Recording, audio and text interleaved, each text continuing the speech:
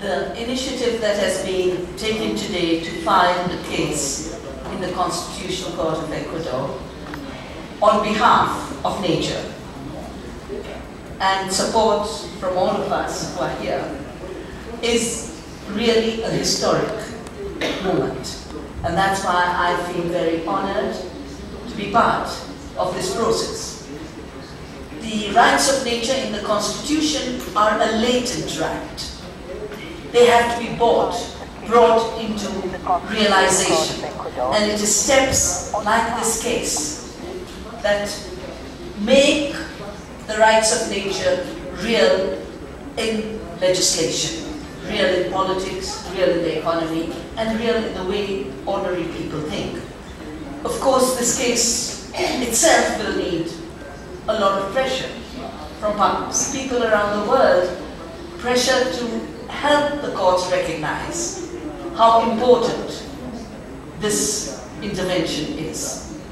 And we did have a discussion with the president of the court, and I realized his expression had changed from the beginning to the end.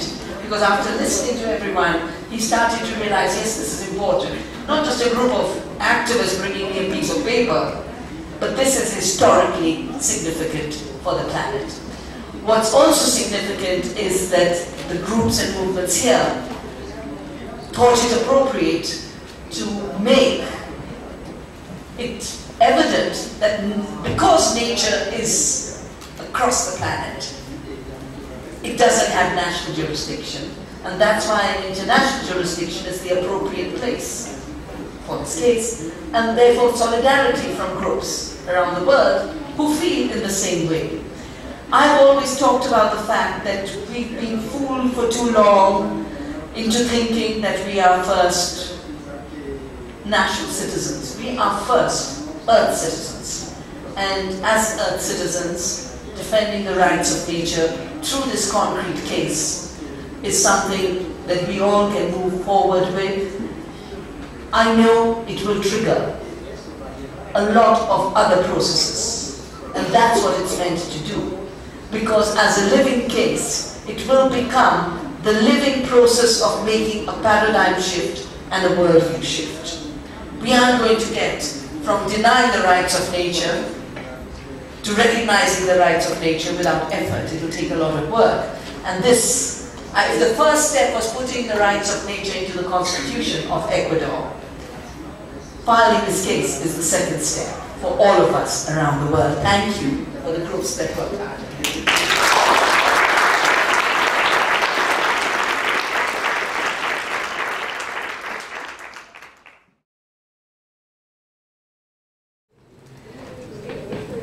I have undertaken this journey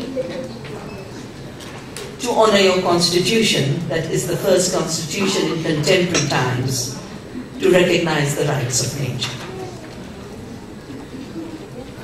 At a time where around the world everything underground is being mined by corporations who have been endowed with so much capital, created through the fictitious processes of Wall Street, where every mining company, I was reading the other day, has $70 billion of cash surpluses, which they don't know what to do with. So they must invest in more and more mines, more and more minerals. And of course, when you are flushed with that kind of money, you will make sure that any restrictions are broken down.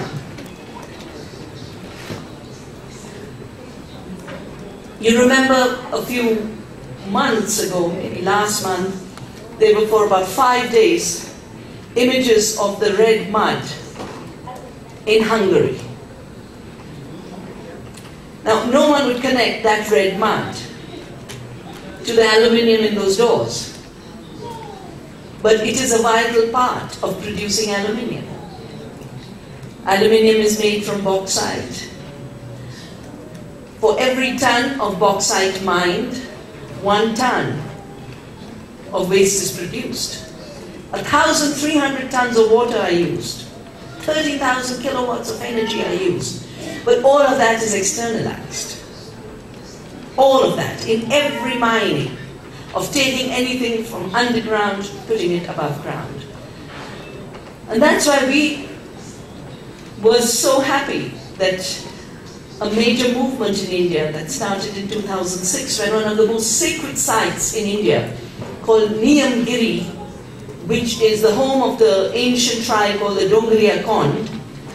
And Niyam means the law. The mountain that upholds the universal law is the name of this mountain. And the indigenous people were saying, if you tear down this mountain, you tear down our world. Because everything is defined by this mountain.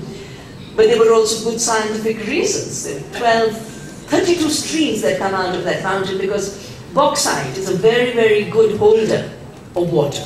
Every bauxite deposit has lots of rivers and streams coming out of it.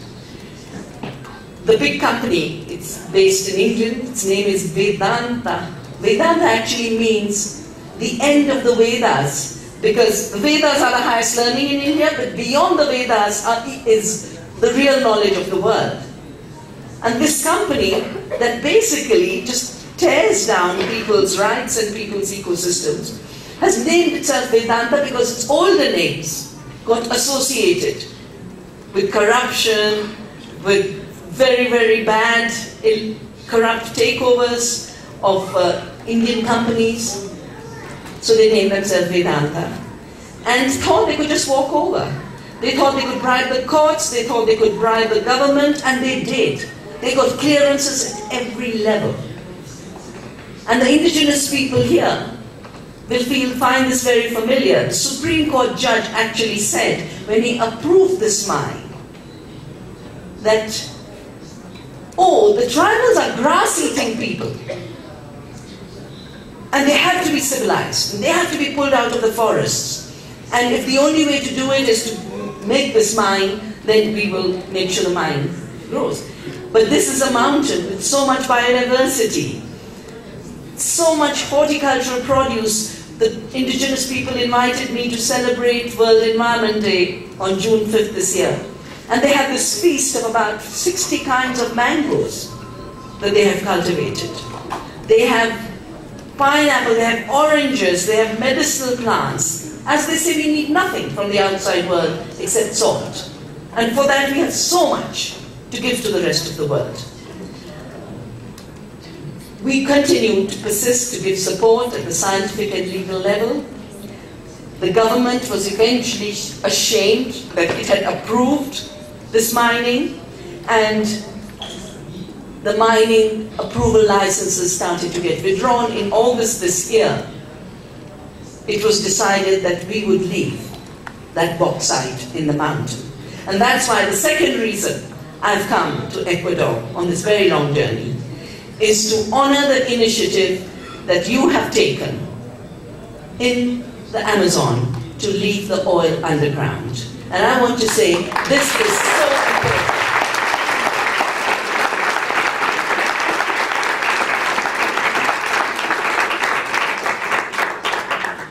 Because what Ecuador is doing by leaving the oil underground, or what we did by leaving the bauxite in the mountain, or what we achieved in 1982, one of my earliest struggles against limestone mining in my valley, where we could do the sums and do the equations and showed that leaving the limestone in the mountain created an economy much bigger than the economy of mining. And the only reason oil drilling, mining, and all the polluting activity that is destroying life is defined as necessary is because at every level there's cheating in terms of cost and benefit. The costs are always hidden and the benefits are always exaggerated. And the benefits that go to the corporations, the oil companies, the mining companies, are always made to look like the poor tribal became a millionaire. So they never say where the money is going. They never tell you that at this point, commodities, which includes minerals and food, they have turned food into a commodity, that's where most of the hungry money is running. After the subprime crisis of 2008, when Wall Street collapsed, most of the investments are now going to a real economy, but a real economy that's highly destructive of a living economy. And if you look at the 16 trillion bailout that has been given to the banks, you realize that when it comes to a will, governments have the money to spend. Unfortunately, they always have the money to spend on the wrong thing. They have the money to spend on bombs and fighter aircraft. They have the money to spend on bailing out giant corporations, including financial institutions. But when it comes to making sure the peasant gets a right price, or making sure children have health care, or making sure everyone has food, then suddenly they are short of money. Suddenly they become poor. And this schizophrenia of richness when it comes to helping the rich and poverty when it comes to helping the poor is part of what has gone so wrong with the way we define economy. The economy is no more economy. Economy is based on the same roots as the word ecology. Both are rooted in the word oikos. Oikos means home. The home is this planet. Ecology is the science of this home. Economy was supposed to be the management of the home. And as long as this management was in the hands of local communities, as long as it was in the hands of democratic societies, we managed the household. We didn't kill our rivers, we didn't destroy our forests, we didn't mine every last bit of mineral, we did not create hunger through a food system that claims to constantly be removing hunger and poverty. But today, the economy is so separated from any notion of home and belonging, either belonging to the planet or household in terms of people, their communities, families. It has become anti-oikos, anti-household. Both household as domestic economy and household as the planetary economy. Corporate globalization was pushed through in the last 2 decades through 2 instruments. The first instrument, especially in southern countries till recently, was structural adjustment, and I'm sure Ecuador has been through this as India has. Of course, now structural adjustment is walking on the doorsteps of Ireland and Greece and Spain and Portugal. So it is no more. IMF does not only put austerity measures on the third world, it has now become a global system of making people pay for the greed and errors and dishonesty of the financial institutions. And the financial world is now in itself so dishonest. You know, in India at least they still put on a financial note, I promise to pay the bearer, because that's all money is, a promise. It's a promise to say, I give you things worth 10 rupees.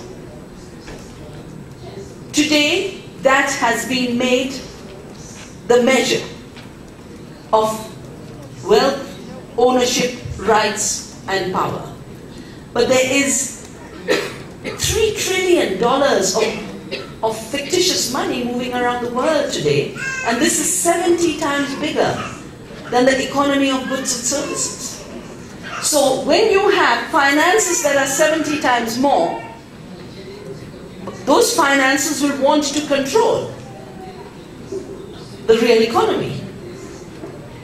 So this hungry money, I call it, it's so desperately hungry. It wants the last drop of water, the last biomass, it wants the last bit of food, and it wants to take it against the rights of nature and against the rights of people.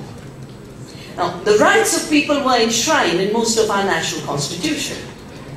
In India, we have a very powerful article called the Article 21, which says the state has a duty to protect life.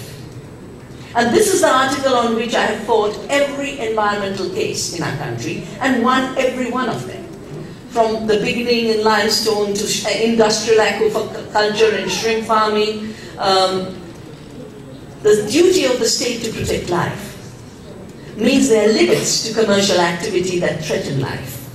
And this first case we won in the Indian Supreme Court, we got a wonderful judgment. The judges wrote that when commerce undermines life, then commerce must stop because life has to carry on. But we now have a perversion through the second instrument of economic globalization, which I call corporate globalization.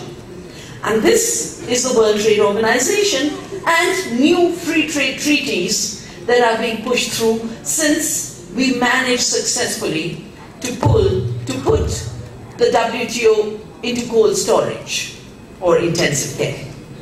It began in Seattle. Just a handful of us felt it was time to bring the issues of free trade to the public. That this was not about free trade, it was about forced trade. This was not about people's welfare, it was about corporate welfare.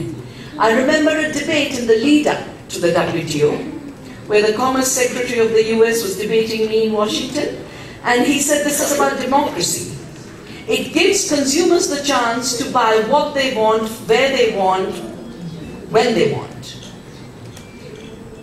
And I had to tell him that this model takes away the freedom of citizens to produce things that they could provide for themselves, to have livelihoods, and to avoid the curse of consumerism, because consumerism is not liberation.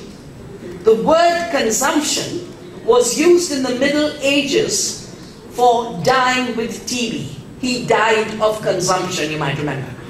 He got consumption. And we've now managed to define it at the highest level of our existence, to be a consumer.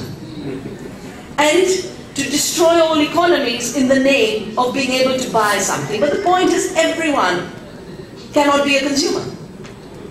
So what do we have? A crazy situation where you've got one country, China, as the only producer for the world. And this country, interestingly, got into WTO in the year of Tiananmen Square with the support of the United States, because the corporations wanted to move to China to produce a cheaper cost to maximize their profits. Just as they moved to India for software. But who made that money? $40 billion annually as additional profits for the IBMs and the other software industry. They moved to lower wages. That's why they came to India. But the biggest outsourcing that globalization has done is move pollution and resource-intensive and extractive activities to the south. And when you have a system where you think that endless growth and limitless consumption can carry on without the ecological limits of the planet, without the economic limits of people, because if people aren't working, how on earth will they be consumers? The United States has, about $13 trillion of household debt.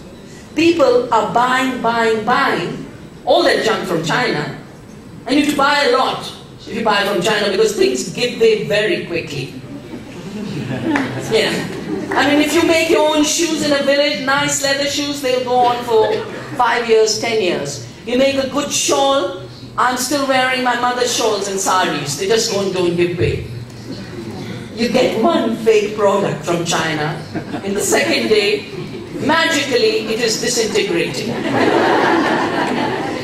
So of course there's lots and lots of selling to do, because instead of one product you're selling 500 times over. And then you can substitute, and that's the other magic of this globalized economy, because it creates anonymity. It erases the sourcing. It tells you don't have to know. And then you can mix melamine with baby food. You remember this case?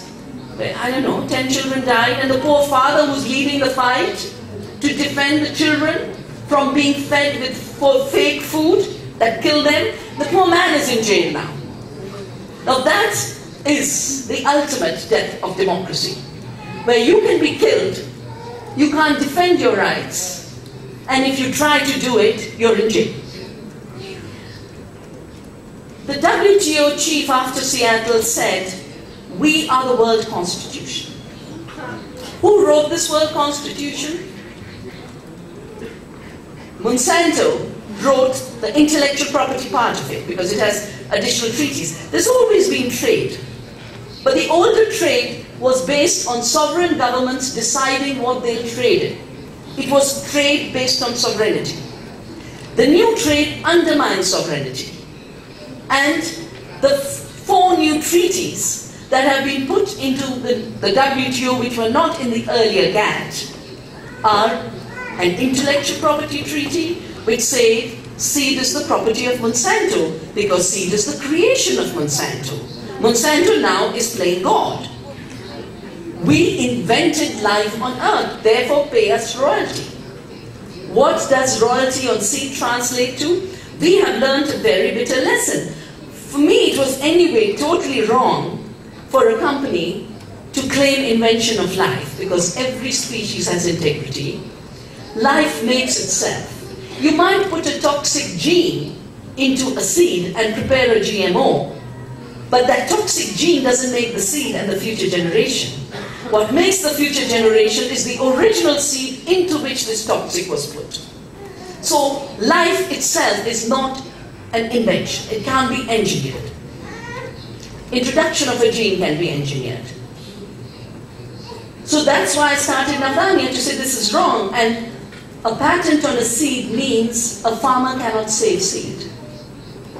Monsanto's representatives, immediately after the WTO was formed in 1995, said, we have achieved something unprecedented in the history of industry.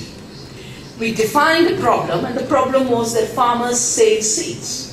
We offered a solution, and the solution was make it a crime for farmers to save seed, and intellectual property rights were the criminalization of saving and exchanging seed. And this, for me, was a violation of the rights of nature and the rights of farmers. So we started Navdanya, which means 9 seeds, but it also means the new gift. And the 9 seeds name, I learned from an indigenous farmer. I was doing seed collections, and I didn't like the word that was current at that time, which was genetic resources. We didn't have biodiversity in '87. Biodiversity came with the Convention on Biological Diversity, which started to define diversity of life forms. At that point, we only had genetic resources. But in any local language, it translates into atoms of a plant. And if you go to a farmer to say, save the atoms of a plant, the farmer will ask, and what are the atoms? And then you've got to give this long discourse on DNA and genes, which is wrong anyway, because life is not made of genes. Life is more than genes. And I was doing the seed collection, and I found this farm in a remote area with 9 crops. And because I'm so against monocultures, whenever I see more than one, I celebrate. So I said, 9, you're growing 9 crops. And this farmer just turned around very casually and said, yes, Navdanya. I said, you're saying this as if it has some deep meaning. And he said, don't you know? And he made me realize once more you can have a PhD in quantum theory and not know too much. Because I had no idea the 9 seeds reflect the 9 planets and reflect the balance of nutrition in our bodies. It's cosmic harmony to ecological harmony on the land to nutritional harmony in our bodies. And of course I said, this is the word. Because people understood Navdanya. Me as a person trained in physics had to be taught quite late in life. But Nav means also new, and Dan means the gift. And we said this has to be the new gift for humanity. The idea that sharing is not a crime, that commons is vital to our survival. And from the day we started this work in '87, we declare every year, all our members, there's no money in our membership. It's only a commitment that I will protect life, I will protect biodiversity. I have received these seeds from my ancestors who have shared and saved these seeds. And it is my duty to keep sharing and saving, and I will not obey any law that makes it illegal for me to perform my duty to the future of the earth and the future of our communities. And that pledge is the pledge of Satyagraha, Gandhi's word for the fight for truth. Now the truth of life on earth is life on earth has its integrity. It didn't come out of Monsanto's lab. It can go into Monsanto's lab and be mutilated and tortured, but it didn't grow out of Monsanto's lab. And that's why keeping seed free and biodiversity free of patents is one very vital element of Earth democracy. Another clause, another treaty, is the Treaty on Agriculture. This was written by the Vice President of Cargill, which is the world's biggest trader in grain, being deputed to head the US delegation on agriculture, who then wrote the agricultural agreement, and I doubt if any of you have read it. It's terribly boring. It has nothing to do with agriculture. It doesn't mention soil, it doesn't mention food, it doesn't mention the farmer. One would imagine agriculture would have something to do with these. It mentions market access, export competition, and domestic support. And all of those translate only into one thing. Wipe out your farmers so Cargill has market access to your markets. Because the seeds are Monsanto's and the trade is Cargill's, there's been a shift. Cargill used to own seeds, they handed it over to Monsanto. Around the world, outside the US, all Cargill seeds are now Monsanto seeds. And Monsanto, of course, has bought up every seed company that they can. They are 95% of the genetically modified seeds sold anywhere in the world is Monsanto seed, but they also own non-genetically modified seeds in a very, very big way. Seminis was the biggest vegetable seed producer, they bought that one up. And they just bought up Dutch companies that used to produce organic seed to shut down the organic division because they don't want an alternative. And that's why they constantly push laws where farmers saving seed becomes illegal, and then all the farmer has is patented seed. In India, they brought the genetically modified BT cotton. They entered illegally, but they are so confident about running the world, they put big ads that next year we'll be selling ball-gowned cotton. I know my laws. I know we have laws that require a genetically engineered organism to go through a series of tests and approvals through the Environment Ministry. We have seed laws that require testing. They thought that just because they had introduced GM seeds in the US, while preventing any law for testing and labeling, they could do the same in the rest of the world. We sued them in the Supreme Court. They were forced to go through the set of approvals. They only brought two kinds of seeds. You know, the potatoes of your region, hundreds of varieties, each with a different quality. Look at the breeding and the intelligence that has gone into it. I remember one of our scientists in India, every 3 years he comes up with the same thing, which is a totally failed experiment. He claims to have increased the protein in the potato by putting amaranth genes into it. Amaranth, of course, is very rich in protein, 14%. The problem is the best he can do with potato is make it 2% protein. Now, I'm sure there are Andean potatoes that have a very high level of protein because they didn't breed the protein out. They didn't create pure starch, which the contemporary potato is. Because once you commodify life, a commodity doesn't know what it's being used for. If I grow food, I know it must taste like this. I know this kind of potato will be used this way, this kind of rice will be cooked this way. Some will be good for puffing rice, some will be good for rolling rice, some will be good for children, some will be good for old people. You build all that care into the diversity. But once you have a commodity, it doesn't matter. It should go to the starch industry, and the European trials that have been approved this year is for a potato that is supposed to be for the starch industry. It's not an edible potato. That's how they tried to get it approved. They said it's not for eating. Then why on earth are you growing a potato? You want to make window frames? You don't have to use potato. You make flooring, you don't have to use potato. Similarly with soya. Now you have so much soya in the world with a Roundup-resistant soya, not because Roundup-resistant soya produces more soya, but because the acreage of land under soya has increased so much. All of Argentina, so much of Brazil, so much of the United States. They're now converting soya into everything under the sun.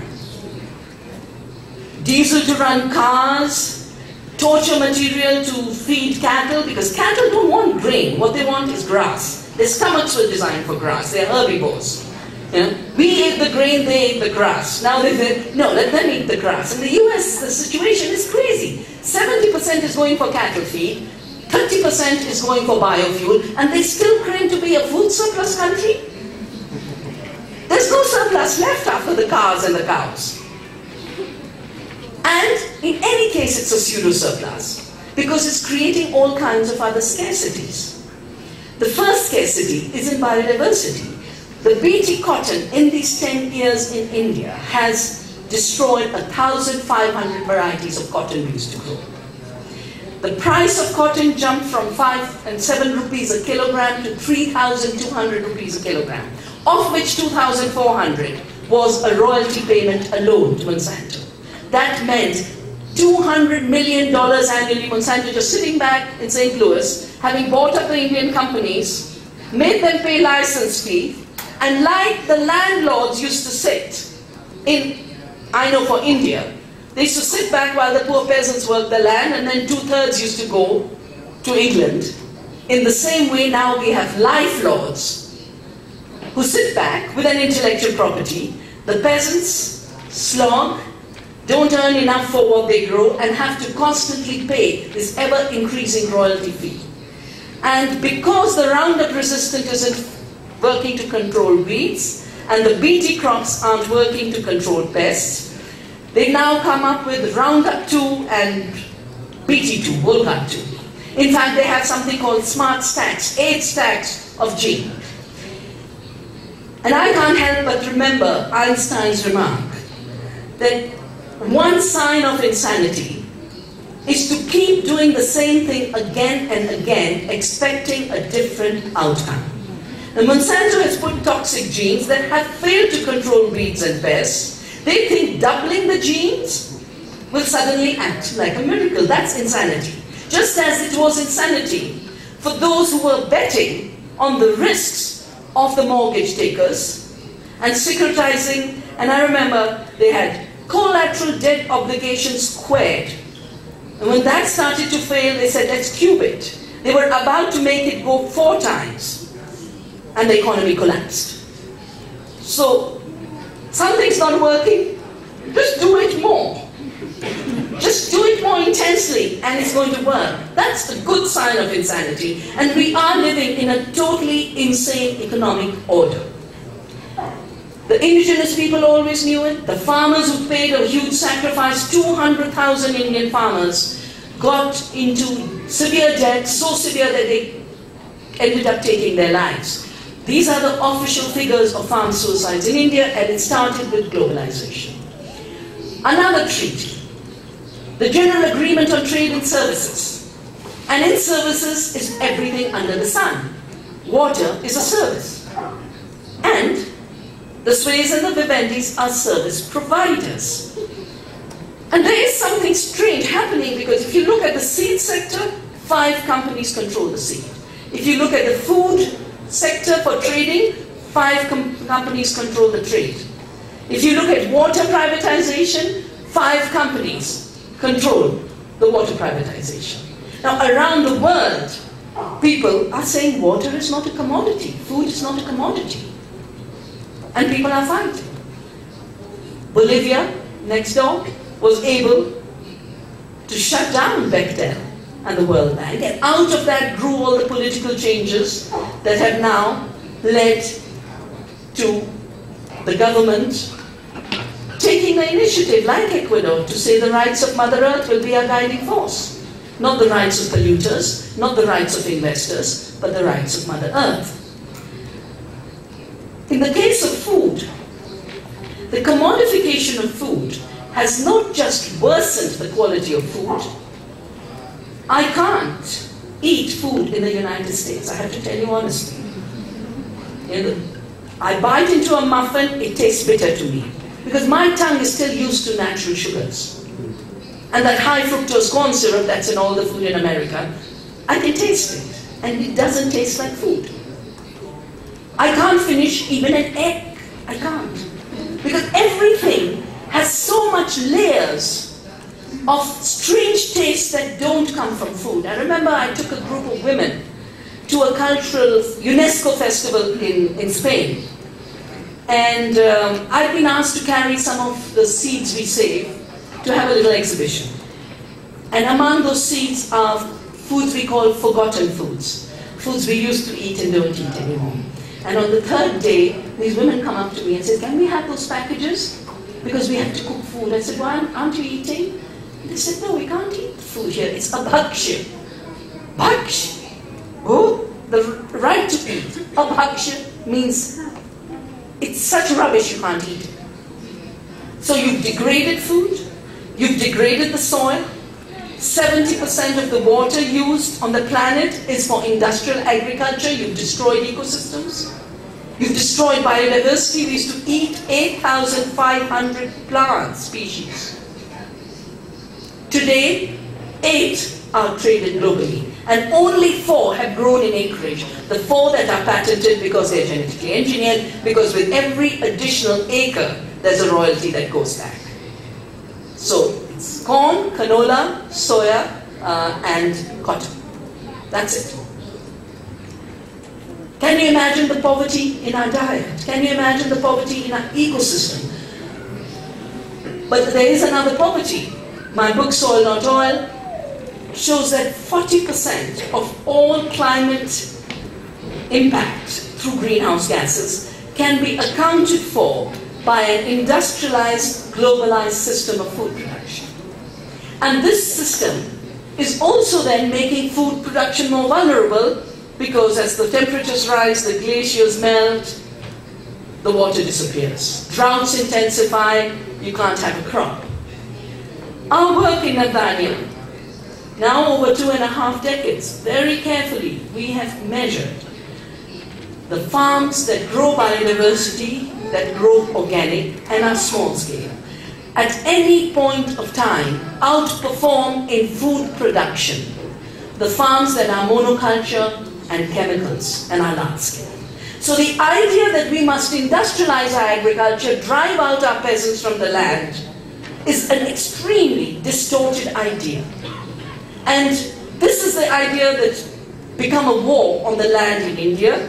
It's also the idea that is then leading to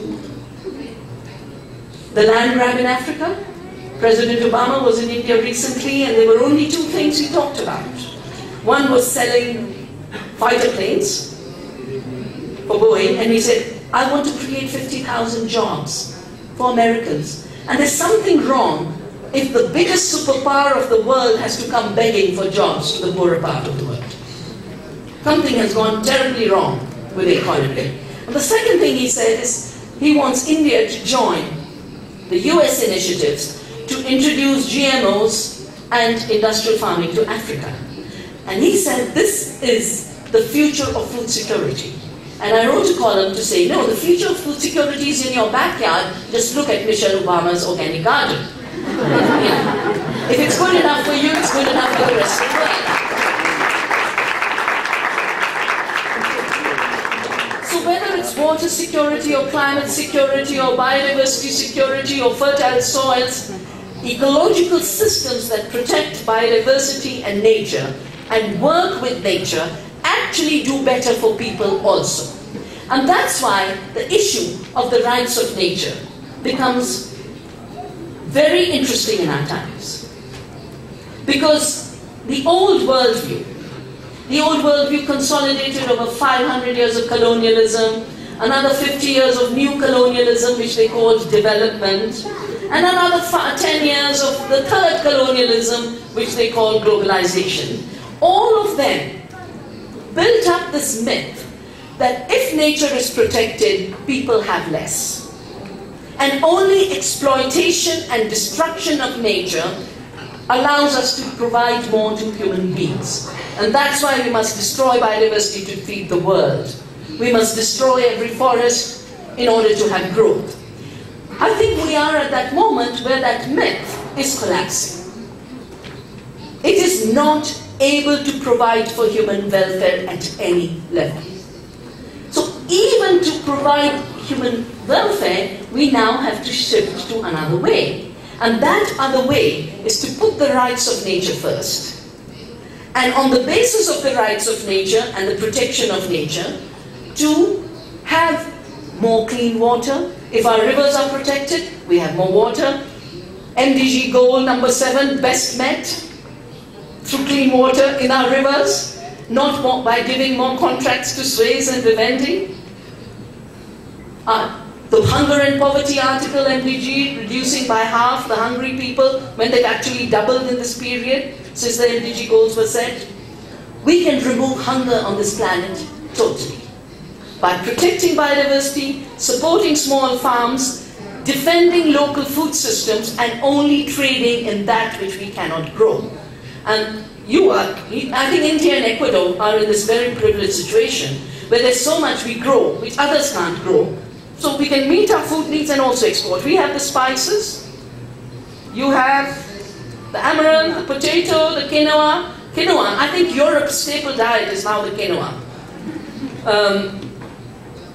That is the future of protecting the rights of the earth while we also meet our needs. The idea that human rights and earth rights are oppositional is ecologically false, philosophically false, and it's another myth that was created by that old model that thought that nature was dead, people were stupid, and only corporations could create wealth. Nature gives us wealth. People enhance that wealth through their co-creation with nature. And in every sector, we can see it across the world. Your rights to nature in the Constitution recognize there's something higher than growth. You call it summa causa. In India, we have an ancient concept of the earth family, that we are not the only beings on this planet. We are an earth community, and we have to live in such a way that we don't take away the ecological space from any other being, which is not just other human beings, but every other species. Which then makes a very different yardstick from growth. Growth says, exploit fast, convert nature into money, and you have a miracle solution. But as a Native American said, not till you have killed the last fish and cut the last tree will you realize you can't eat money. The fact that people's rights and nature's rights flow in the same direction is part of the new potential of the rights of nature in the Ecuador Constitution. Now, none of this was happening when I wrote Earth Democracy. I wrote Earth Democracy because I'd started to get fed up with the globalizers saying, oh, the anti-globalizers only know what they're against, but they don't know what they're for. And I'd repeatedly say, we are against your greed, we are against your short-term exploitation, we are against the injustice you're perpetrating, because we know what we are for. We are for sustainability, we are for justice, we are for peace. And that's when I wrote and articulated Earth Democracy. If I was writing Earth Democracy today, I think I would elaborate it much richer, using things like the Ecuadorian Constitution. But this change, interestingly, is happening everywhere. You know, when you see the same photograph in every newspaper of the world, from Associated Press, you know the news is planted. Because normally local media should be taking different photographs. There should be diversity of photographs.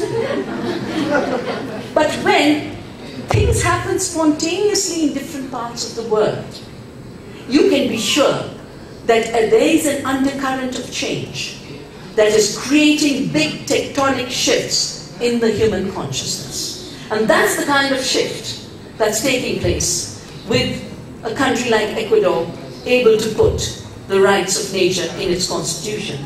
Or the Kingdom of Bhutan, whose Prime Minister has invited me to help them become 100% organic. They are 70% organic, but they want to go 100% organic.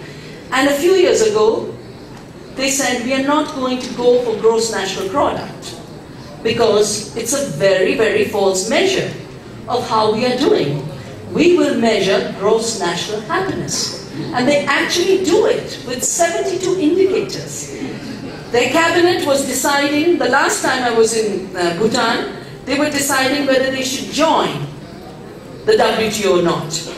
And they went through their 72 indicators and realized the people would be unhappy with the consequences of WTO rules. And they said, we won't join WTO because of gross national happiness.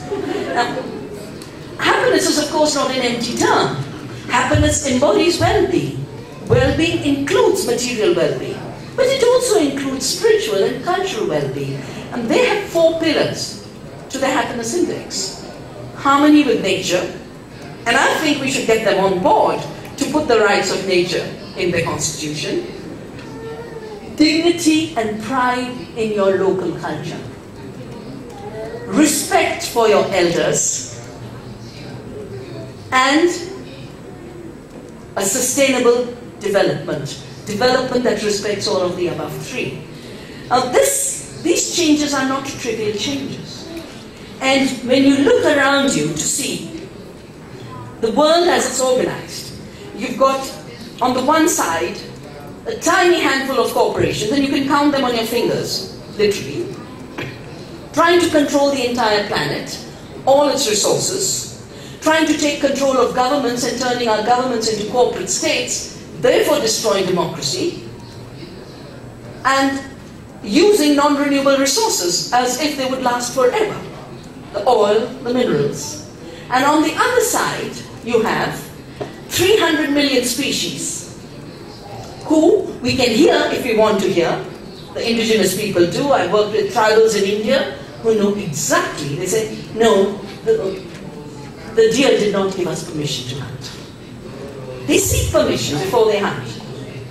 And say, it didn't give us permission to hunt. Or fisher folk who can see 8 miles down in the ocean what are the species, how much is the fish, and when should they set sail to go and harvest. Now that kind of intelligence of knowing nature is there to be tapped. So 300 million, 600 million, there's 6 billion people, of which I would say half are still extremely alive to the rights of nature. And others are becoming so. And then you've got the throwaway society that privileged group is creating, telling more and more people you're not needed. They have a word called redundant people. They call human beings redundant. How can any human being be redundant? They call them disposable people. And now, we used to be told, we aren't smart enough to create welfare states and social security, and they're dismantling it where it exists. So everyone will be left without any form of realistic security, and we have to create our own securities. Where do we create these securities from? That's where the rights of nature comes into play. The securities come from our respecting nature and drawing from nature for our collective sustenance. And our collective sustenance means we build community, means where we have community we defend it, where we've lost it we recreate it. And it also means that every aspect of the world that the giant corporations would like to privatize, we defend them ferociously as our commons. the water as our commons, the seas as our commons, the forests as our commons, the seed as our commons, the air as our commons. Because what is the climate change issue? Ultimately, it's about the atmospheric commons and everyone's equal share to it, and not the right of the polluters to first pollute it and then say we now own the atmosphere through carbon trading schemes. The dominant system that is extending its life with bailouts is like a patient on intensive care, but the oxygen is running out. 16 trillion has been paid to them. There isn't that much to squeeze out of society and squeeze out of people's public endowments. That system cannot continue.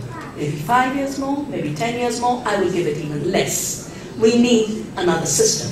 And that other system is Earth democracy. That other system is the recognition that we are one among many species.